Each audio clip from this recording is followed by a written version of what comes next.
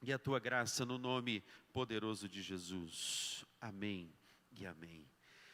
Etapas necessárias para a reconstrução. Quero convidar você, querido, a abrir a sua Bíblia, a palavra de Deus, no livro de Neemias. Neemias capítulo 9.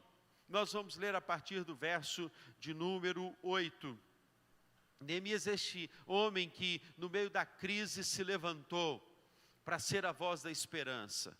Neemias, esse homem que não duvidou que Deus, a despeito dos destroços, a despeito dos tijolos que ruíram, das portas que foram queimadas, dos muros que foram destruídos, é este homem que tem uma palavra de esperança. A alegria do Senhor é a nossa força. É esse homem que levanta no meio de tudo que estava destruído, inclusive o culto, inclusive a adoração, inclusive a rendição ao Senhor e até mesmo a confissão. É esse homem que agora vai sendo o instrumento, a mão de Deus, a condução de Deus, sendo o veículo, sendo o canal de Deus para que o povo fosse reconstruído. E aí a gente tem pensado, na reconstrução dos nossos valores, na reconstrução do nosso altar, na reconstrução da nossa visão acerca de Deus. É claro que quando a gente fala de fé, a gente fala de teologia. A gente fala de como cremos, em que cremos, quais são princípios e valores da nossa fé. E aí a gente vê a conduta, a gente vê a inspiração de um homem que se conduziu no meio da maior pandemia daquela história, do maior vírus destrutivo daquela história. E a metáfora do vírus atual foi a metáfora do vírus passado, quando muitas vidas perderam a fé, abandonaram Deus, não confiaram em Deus, mas a minoria, o povo escolhido de Deus, imbuídos do Espírito Santo, decidiram crer. Eu quero estar no meio daqueles que decidiram crer quando tudo vai de mal a pior. E você? Você vai estar entre quais personagens? Entre quem você vai se diferenciar nessa era? E o texto nos diz então, verso 9 de Neemias 9. Hoje cedo nós paramos no verso 8. E agora vamos continuar. Vixe, a aflição dos nossos pais no Egito. Eu fico encantado porque Neemias está lembrando do passado, e com voz da gratidão está reconhecendo. Ele é um Deus que vê, vixe.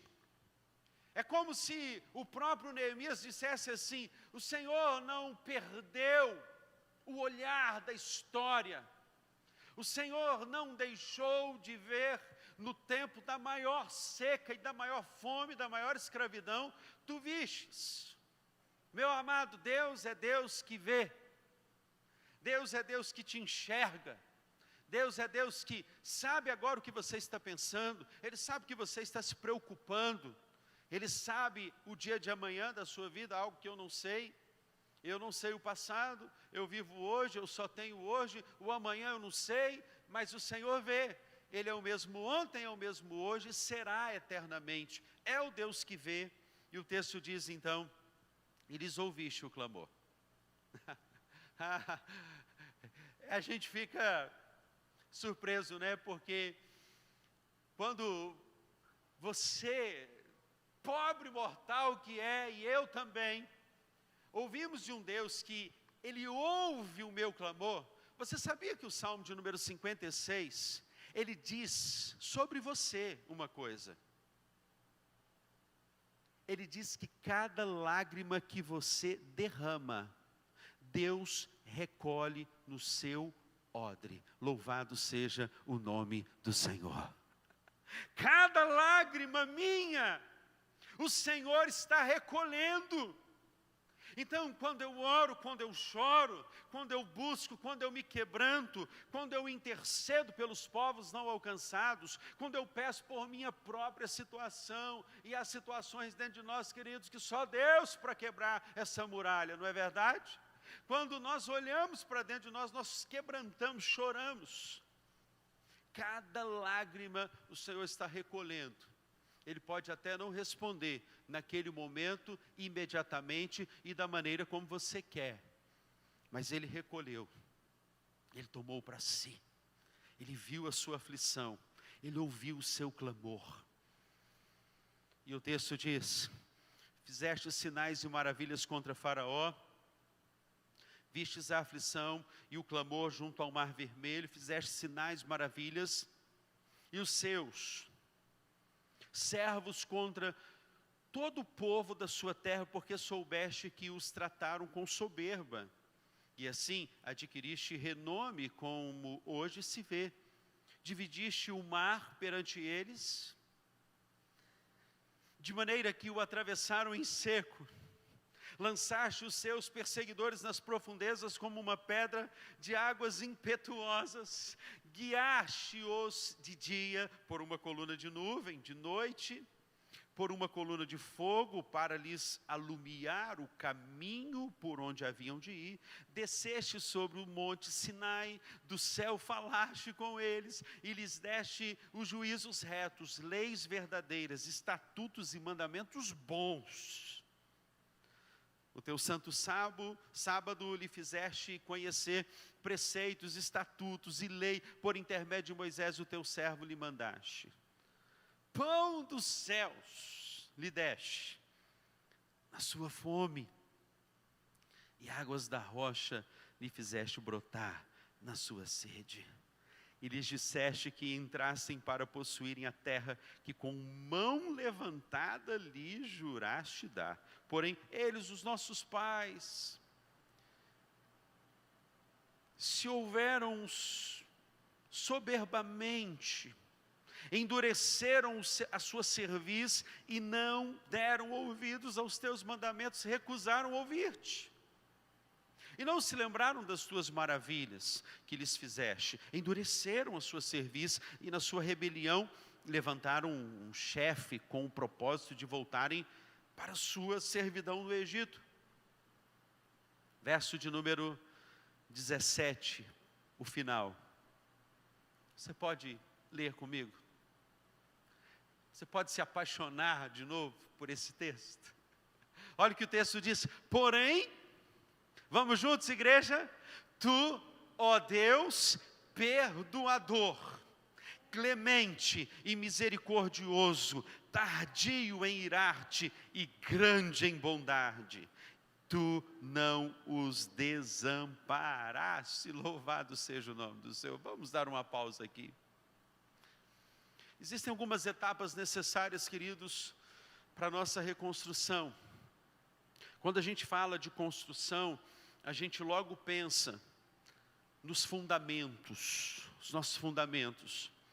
Jesus, ele falou no Sermão da Montanha, no capítulo 7 de Mateus, que se você não edificar a sua casa sobre uma rocha, virão os vendavais, os temporais.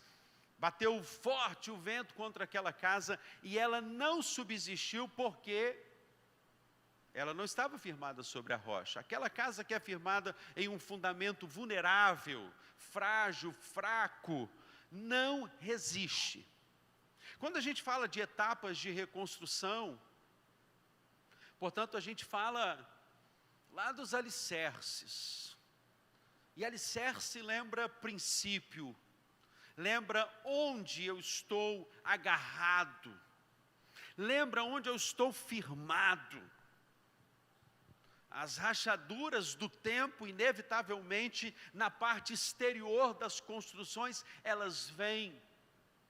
As paredes começam a meio que ficar trincadas. Já aconteceu na sua casa isto? Alguma infiltração, alguma goteira, que com o tempo, o processo do tempo que vai passando, aquela estrutura ela vai ficando, o reboco vai ficando meio que mal, ali sendo destruído, ele vai sendo rachado. E é interessante que você olha a estrutura por fora, ela parece estar ruim, mas por dentro existe ali uma sapata, existe um fundamento, existem vigas, existem ali colunas que estão dando sustentabilidade àquela casa, senão aquela casa não aguenta a primeira chuva. Etapas importantes nesse processo. E assim, olhando esse texto por alto, fazendo uma leitura destes versículos aqui, e permitindo que esses versículos entrem no interior da nossa alma, a primeira verdade que eu quero pensar com você, que é uma etapa da sua reconstrução, é: confie no cuidado de Deus, segundo vemos no verso de número 9. O Deus que vê, o Deus que olha, o Deus que ouve o clamor do seu povo. Isso que o texto está dizendo: viste e ouviste o clamor do teu povo junto ao mar. Aquele mar bravio, aquelas ondas gigantes do mar vermelho, o povo de Faraó vindo ao encontro deste povo, e agora Deus faz lembrar tudo isso. Anos se passaram, muitos anos se passaram, e o povo agora é lembrado da libertação. Parece que não, né? Mas de quando em quando Deus precisa lembrar você do que Ele fez na sua vida. Senão você anda meio que autossuficiente. Ele precisa lembrar daquele milagre que Ele fez quando você esteve num período de aperto. Ele precisa lembrar-lhe daquele mar vermelho que Ele te tirou, daquela enfermidade que Ele te curou, mostrando-lhe o propósito que Ele tem para a sua vida. E daqui a algumas décadas nós vamos precisar voltar e reler este tempo da história para olharmos e vermos como Deus nos sustentou e ouviu o nosso clamor. Isso é aqueles que estiverem vivos. Isso é aqueles que terão vida. Eu não sei se você vai ter. Desculpa aí, querido. Desculpa aí, mas infelizmente nós estamos todos os dias caminhando para a morte. Paulo, ele tinha muito claro isto. Paulo não tinha problema com a morte, porque ele falou que para ele o morrer era lucro. Eu não sei como que os crentes da atualidade lidam muito com essa questão, porque o evangelho que eu leio, só se eles estão lendo outro evangelho, um evangelho que os prepara não para a morte, os prepara só para as coisas boas. O evangelho que eu leio na Bíblia tem mar vermelho, tem tempestade no mar. O evangelho que eu leio tem perseguição dos cristãos. O evangelho que eu li na palavra de Deus diz que nós temos que gloriar porque somos perseguidos. Só se nós estamos querendo ainda um evangelho muito fácil. E aí nós vamos precisar voltar atrás e relembrar que a fé contundente, da confiança inabalável que tivemos no Senhor, foi uma fé que ultrapassou esse mundo que jaz do maligno. O mundo é instável.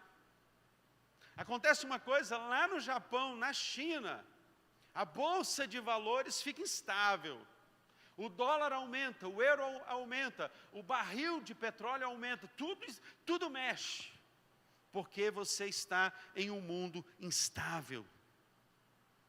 Por isso que nós precisamos ser estes, que nos lembramos dos feitos de Deus, e onde chegamos, queridos, onde eu chego, eu tenho essa compreensão a meu respeito. Eu tenho uma visão boa de mim, não é que eu me acho melhor, mas onde eu chego, se Deus diz que eu sou o sal e a luz do mundo, o sal da terra e a luz do mundo, Ele falou isso para mim.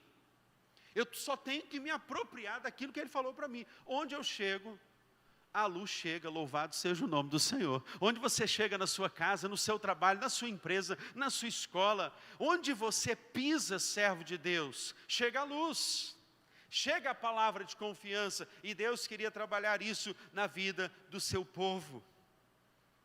Onde você chegar, portanto, vai chegar a fé, vai chegar a confiança, e quando as ondas deste mar bravio que estamos enfrentando, elas se agigantarem, nós temos que lembrar como Deus fez o povo se lembrar no tempo da sua reconstrução, quem era a âncora da fé naquela embarcação. Você precisa lembrar, querido, quem é a sua âncora, onde você firma a sua âncora, porque no mundo tão instável, nós precisamos decidir confiar no cuidado de Deus. Decida nessa noite confiar no cuidado de Deus. Decida nessa noite, querido, crer em um Pai. Eu disse hoje pela manhã que a única vez que Deus é chamado por Jesus de Deus, é na cruz. Porque todas as vezes Jesus chama Deus de Pai, por causa da sua filiação. E todas as vezes, queridos, que eu entendo como Jesus, ele lidou no reino, e ele falou assim, o nosso reino, o meu reino está entre vós, eu incorporo, eu encarno esse reino, eu vivo os valores da fé, e eu enfrento o meu mar. Porque Jesus, ele só usou a palavra eclésia, igreja, 2 vezes no Novo Testamento, e elas estão em Mateus.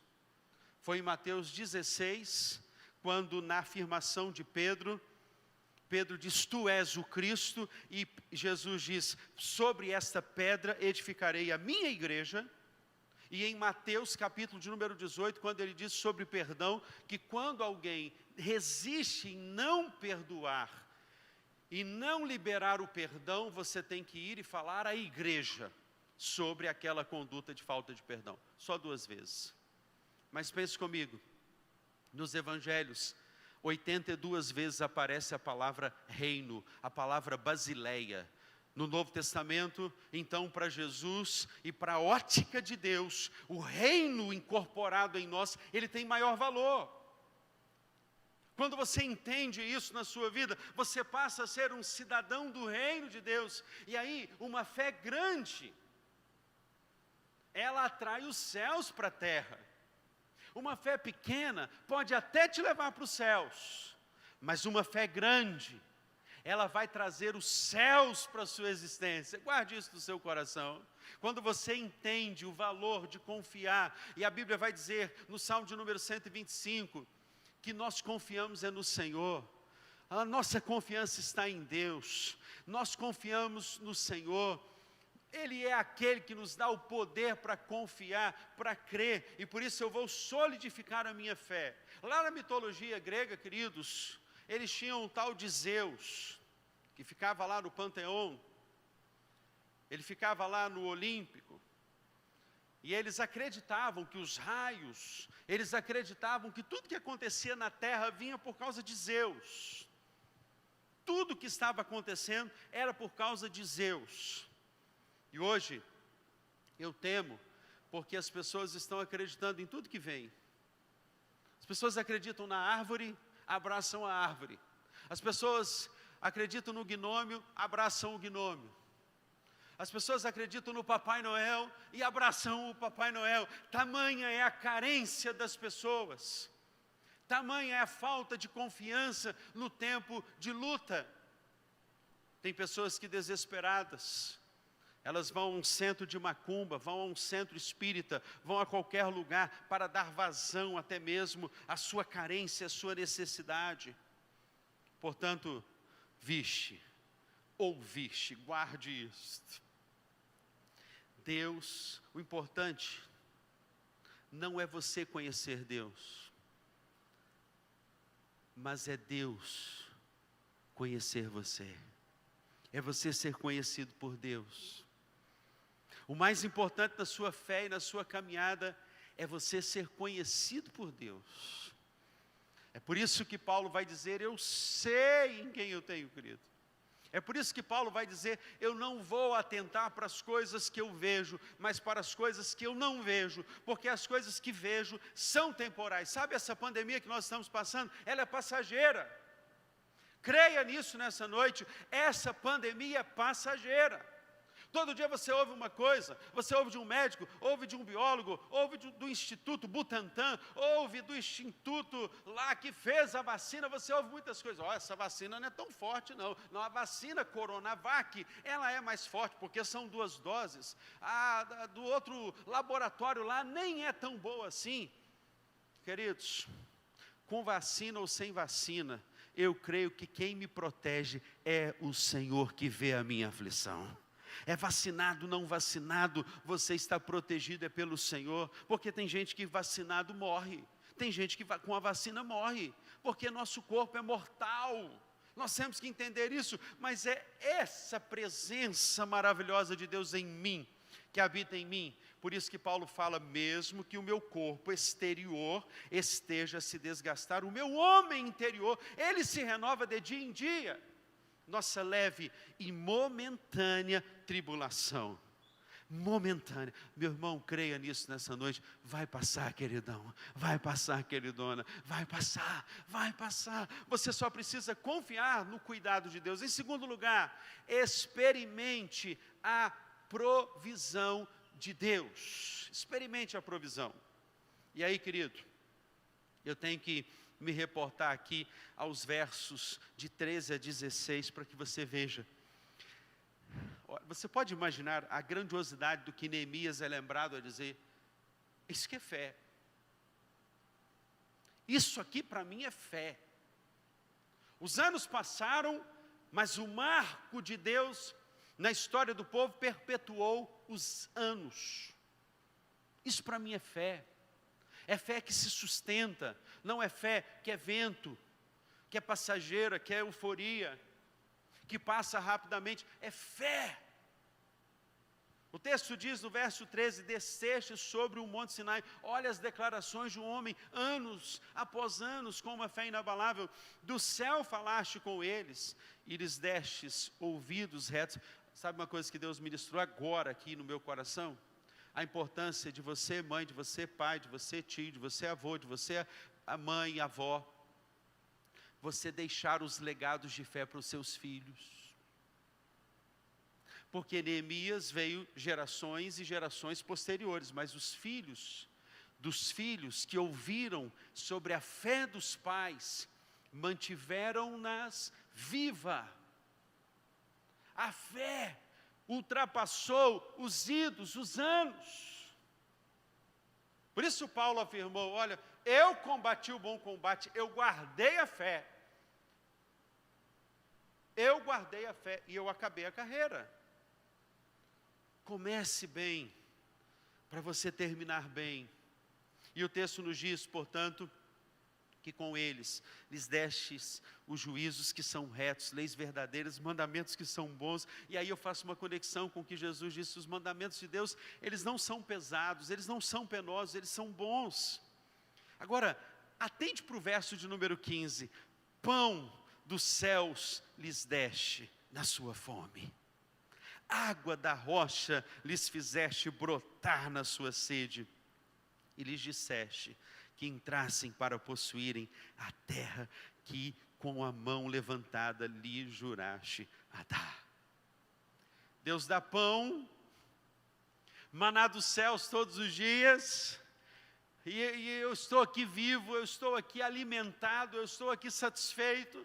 Eu já comi, hoje, fiz o meu de jejum, você também, você se alimentou, porque todos os dias Deus proveu. E você é filho de Deus, você precisa ser lembrado hoje, que eu jamais vi um justo a mendigar o pão e nem a sua descendência. Filho, filha, não vai faltar para você. Não precisa preocupar com o amanhã, porque Jesus nos convidou a olhar para os lírios do campo e ver como eles são cuidados. Todos os dias a minha janela eu abro, eu dou de cara com as montanhas, e de vez em quando Deus me manda alguns mimos, alguns cuidados com a minha vida para me lembrar. Sabe aquele dia que você está muito agitado, que você tem muitas coisas para fazer naquele dia, muitas tarefas, muitas demandas, e você fica ali com o tempo, cronometrando o tempo. Aí Deus manda um bem-te-vi pertinho no meu telhado. Mimo maravilhoso de Deus. Aí Deus me manda um corvo que vem assim. Aí eu lembro lá de Elias, no riacho de Querite. Ele vai para o Querite secou. Mas Deus todos os dias mandava ave dos céus e mandava maná dos céus para Elias. Em pleno deserto do Querite, ele comer um hambúrguer, pão com carne, um hambúrguer. Deus é muito cuidadoso, né?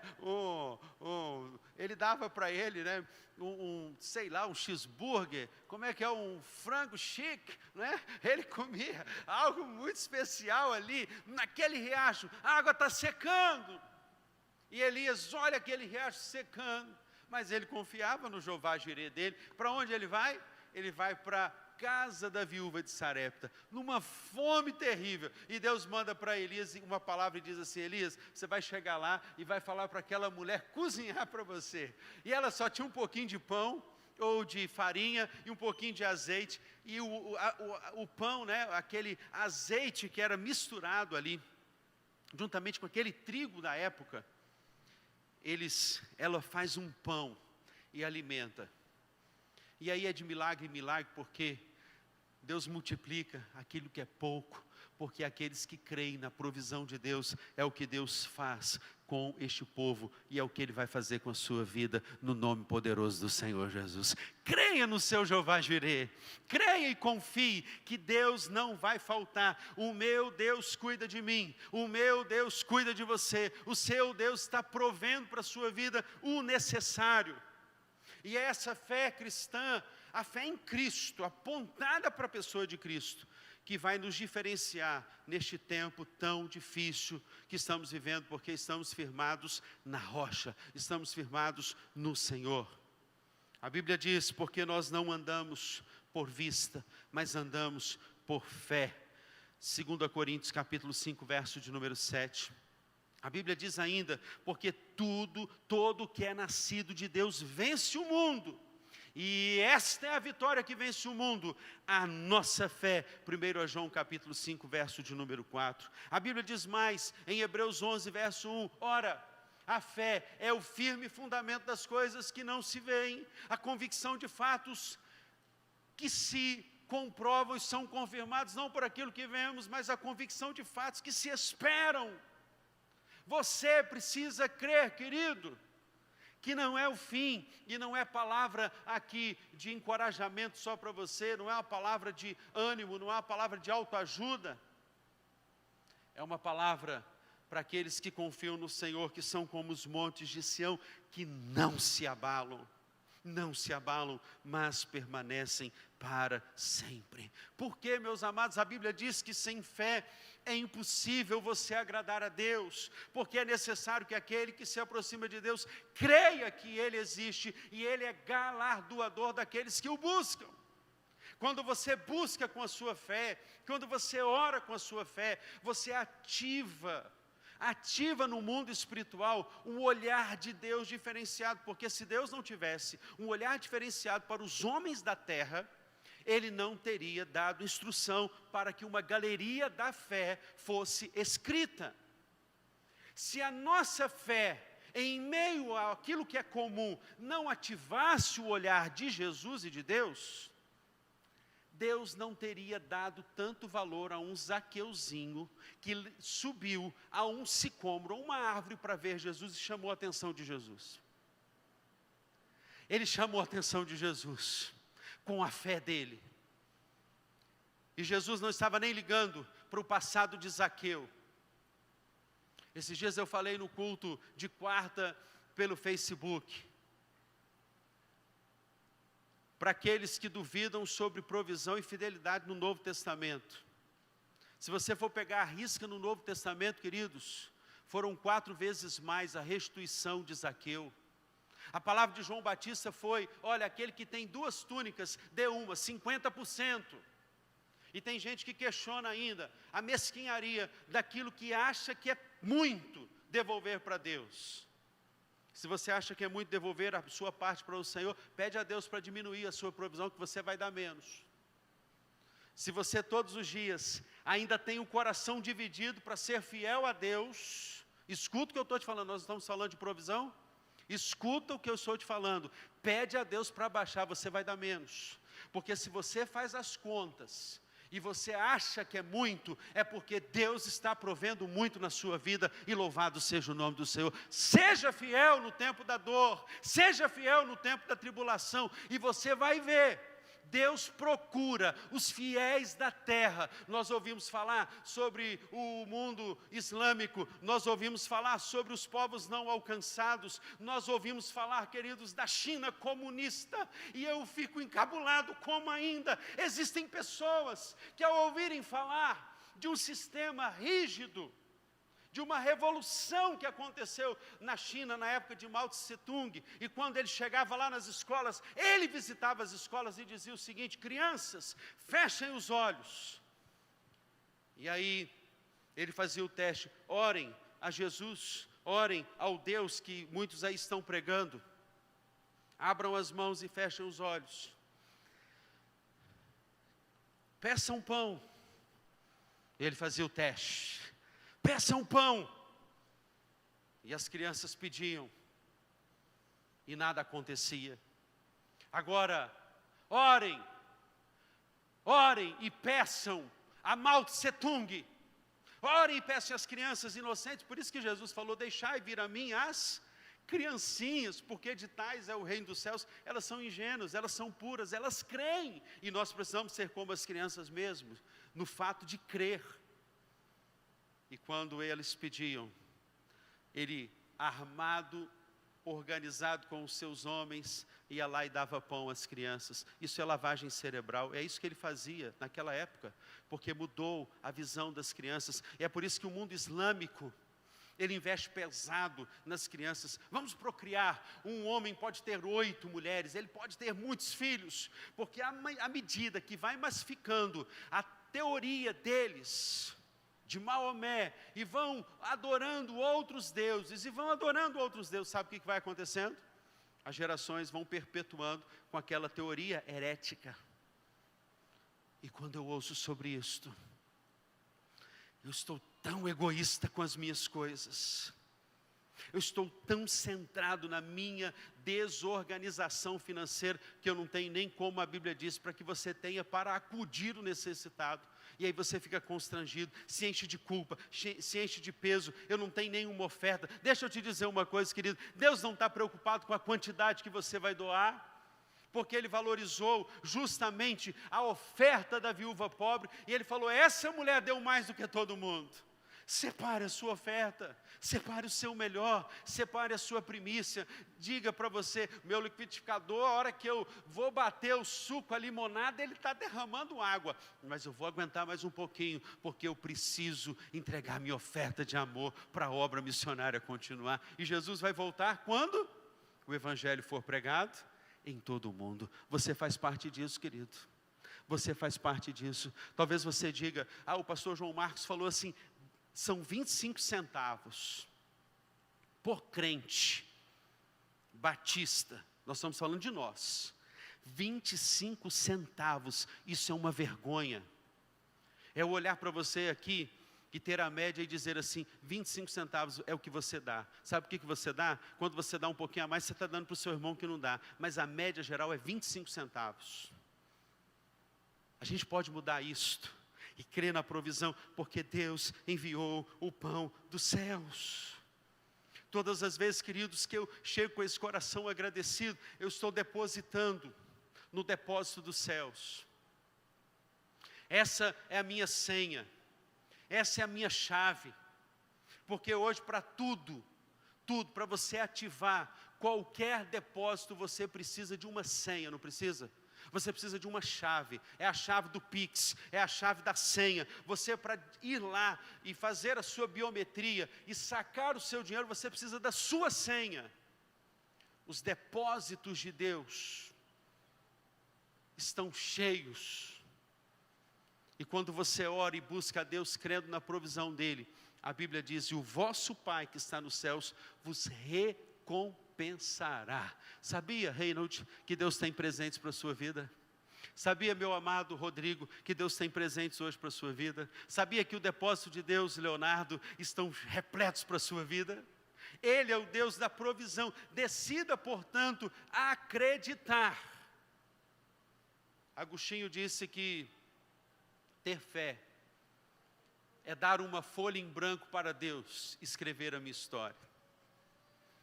É dar uma folha em branco e dizer: Senhor, eu abro mão dos meus desejos, eu abro mão das minhas vontades, eu abro mão do meu querer, para que o Senhor haja em meu favor, escreva o que quiser na minha história. Algumas pessoas, portanto, têm dificuldades em crer. Eu não sei, querido, se este é o seu caso, Talvez eu fale algumas palavras aqui, querido, e você ainda assim tenha muitas dificuldades de crer. Talvez por causa da sua formação familiar. Você foi educado em um sistema muito rígido, onde a paternidade foi distorcida na sua vida. O bom e maravilhoso do Evangelho, ei, você que está na sua casa, o maravilhoso do Evangelho é que no Pai, o nosso Deus, a nossa vida, a nossa visão de paternidade é reconstruída. Você pode dar um glória a Deus aí na sua casa? A nossa paternidade em Deus é reconstruída. Você precisa resolver o seu problema de orfandade, porque você não é órfão. O próprio Jesus disse: eu não vos deixarei órfãos.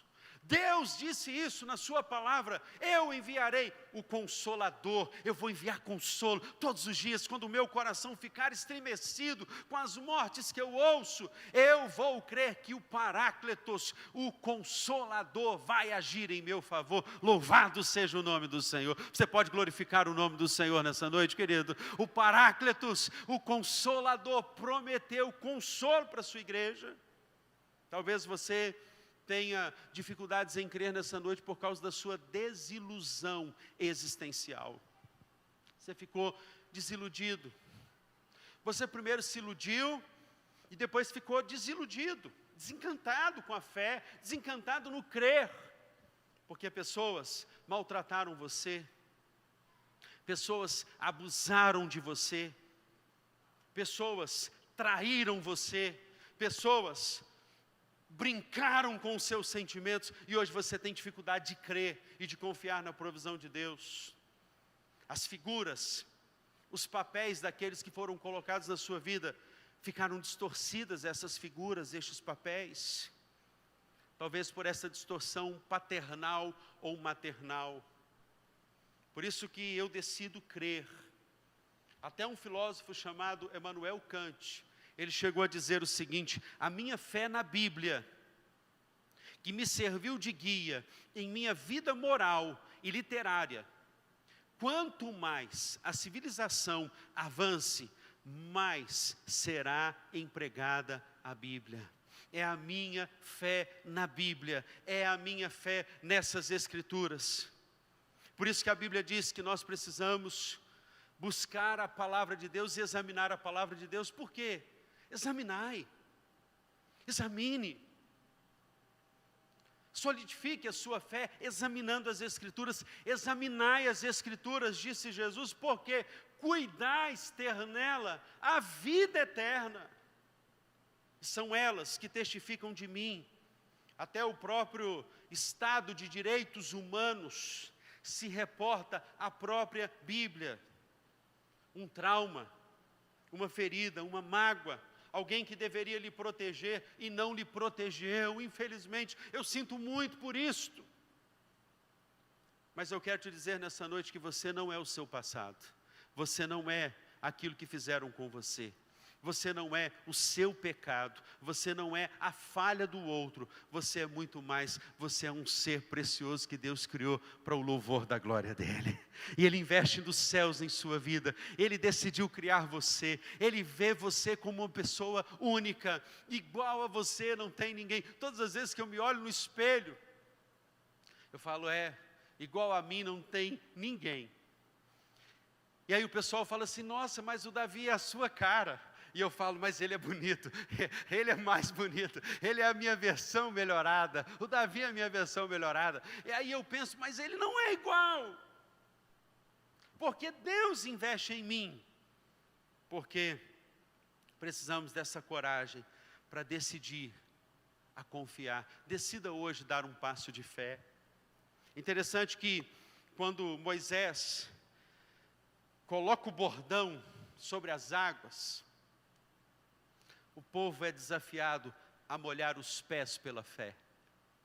Mas eles passam a pés enxuto, diz o texto. Eles passaram a pés enxuto. O Senhor fez brotar na sua sede, e lhes dissessem que entrassem na terra que possuíssem, a boa terra que o Senhor juraste a lhes dar. Mas há um terceiro e último aspecto muito importante nessas etapas de reconstrução.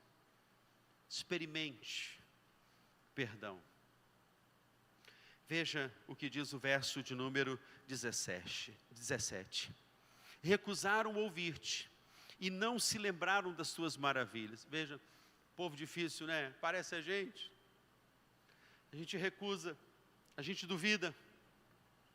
Não se lembraram das suas maravilhas que lhes fizeste, endureceram a sua cerviz e na sua rebelião levantaram um chefe com o propósito de voltarem para a sua servidão do Egito. Olha aqui, o verso 17 tem um porém. Sabe o que muda esse texto? Parece que uma denúncia dos erros, olha, endureceram, não creram, duvidaram, não aceitaram, abandonaram o Senhor, não quiseram crer. Porém, graças a Deus, porque a Bíblia tem para mim um mais, um porém, um todavia, uma adversativa. Porém, se referindo a Deus, o texto diz, ó Deus perdoador, clemente, misericordioso, tardio em irar-se e grande em bondade. Tu não os desamparaste. Isso significa para mim que eu leio assim, olha, sabe o que eu estou lendo nesse versículo aqui? Eu posso esquecer de Deus, mas Deus não vai esquecer de mim. Você pode até duvidar da ação de Deus na sua vida, mas Ele vai ficar dos céus só esperando aquela fé do tamanho de um grão de mostarda para crer nele.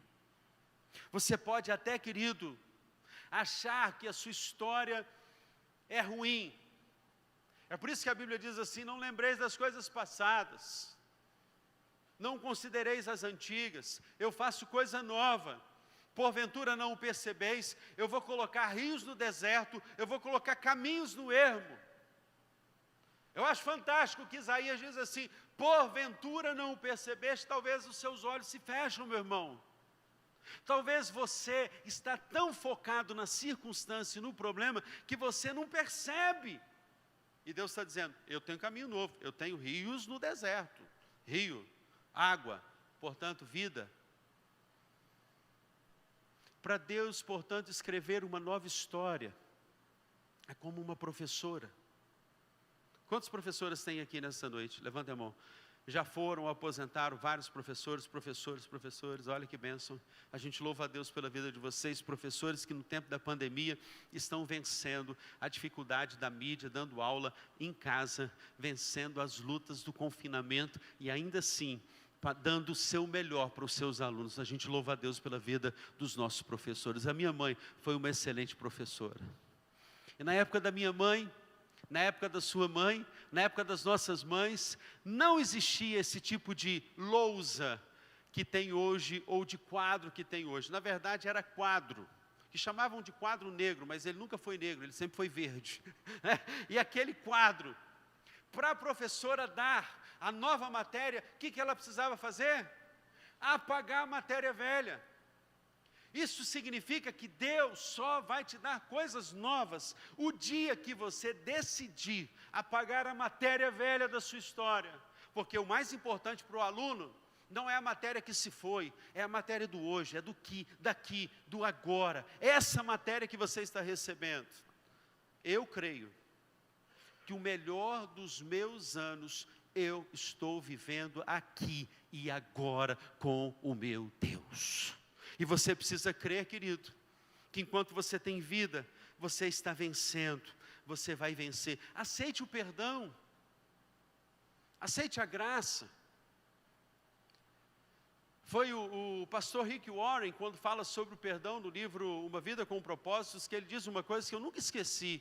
Ele disse o seguinte, que perdão é a melhor figura para você lidar com o perdão, uma pá. Porque você pega a pá e junta um monte de areia, enterra aquilo que você, foi a sua amargura, foi o seu bullying, foi a sua tristeza, foi a sua decepção, foi o seu ressentimento, foi a sua a traição, o seu adultério, foi aquilo que você se decepcionou ou decepcionou alguém. E ele disse que a melhor figura para o perdão é a pá, porque você faz um monte de areia e sobe em cima daquele monte de areia para ver melhor o futuro que Deus tem para a sua vida. Louvado seja o nome do Senhor. Você pode hoje subir sobre o monte da sua tristeza, mas olhar com os olhos da fé o alvo do futuro que Deus tem para a sua vida.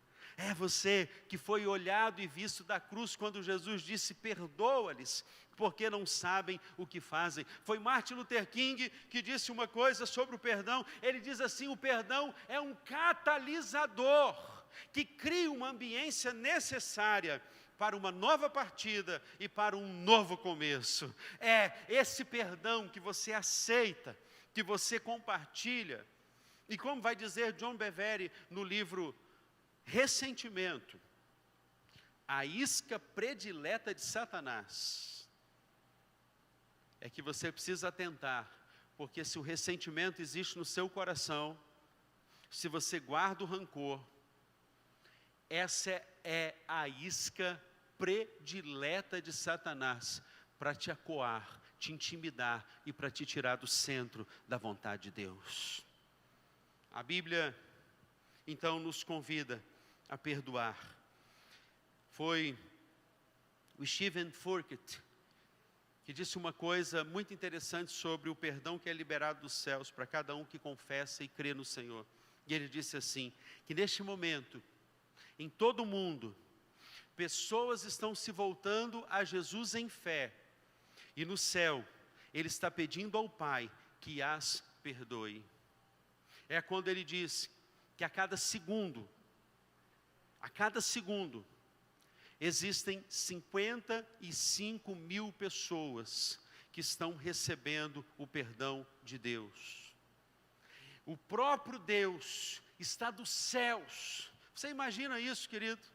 Que a cada segundo tem um convertendo. Lá na Etiópia, tem um lá na África, tem um nos Estados Unidos, na América, na Oceania e no Brasil. Uma pessoa está se convertendo a cada segundo. E os céus estão sendo abertos para este que com fé decide aceitar o perdão de Deus. Por isso, nessa noite, querido, pare de amargurar-se, pare de ressentir-se, pare de acusar o seu ofensor e receba o perdão. As palavras de Jesus continuam sendo repetidas: perdoa-lhes, porque não sabem o que fazem. Reconheça o seu pecado, o pecado original, e aceite o perdão da cruz nessa noite. Feche os seus olhos, abaixe a sua fronte, nós vamos orar ao nosso Deus. Quero te pedir para se colocar de pé. Nós precisamos desse perdão. Nós precisamos confiar na provisão. Portanto, diz a Bíblia que, portanto, da mesma forma que como o pecado entrou no mundo por um homem, e nós sabemos que foi Adão, pelo pecado e a morte, assim também a morte veio a todos os homens, por isso todos pecaram. A sua pequena fé, hoje, te leva para os céus, mas a sua grande fé, que Jesus disse: se você tiver fé do tamanho de um grão de mostarda, você vai dizer a esse monte: vai para ali, vai para aqui. A montanha de dúvida, a montanha do desespero, sabe aquela confiança, ou a desconfiança, né? Será que Deus, Ele está me vendo? Coloca uma coisa de uma vez por todas na sua vida, querido: Deus decidiu criar você.